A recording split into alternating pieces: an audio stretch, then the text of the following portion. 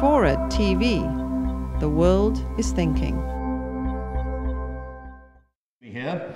So let me just turn to what I think we ought to do about this issue. There are basically four main categories of immigrants. First of all, asylum seekers. Now, the asylum position is governed by the UN Convention of 1951. It was designed for a different age when there was less access to air travel and far smaller numbers.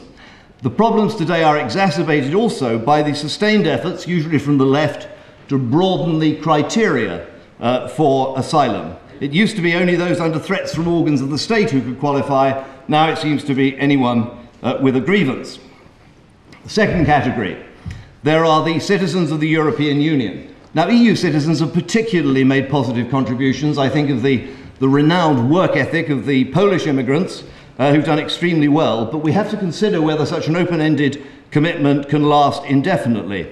Certainly in my party, we want to change Britain's relationship with Europe in a number of ways, and in my view, the way that free movement of people is operating in the European Union at the moment cannot be sustained indefinitely.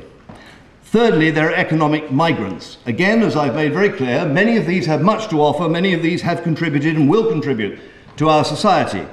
But I believe there has to be some kind of numerical limit, and I would suggest that is best negotiated between the government and employers.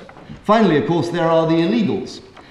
We have a government at the moment that proposes to spend a very large amount of money on identity cards, which will have very little effect, if any, on this problem. We are an island nation. We could police our borders if we had the will to do so. We seem to lack the political will. We should scrap the proposed expenditure on ID cards, and instead we should spend the money on policing our borders, not only for illegal immigrants, but also for drugs and people traffickers.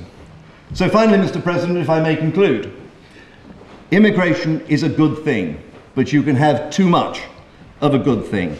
We have a government which has allowed this problem to grow out of hand and now seeks to justify itself retrospectively rather than actually dealing with the issue. The sheer numbers are unprecedented. They are a threat to social cohesion and the welfare of our nation.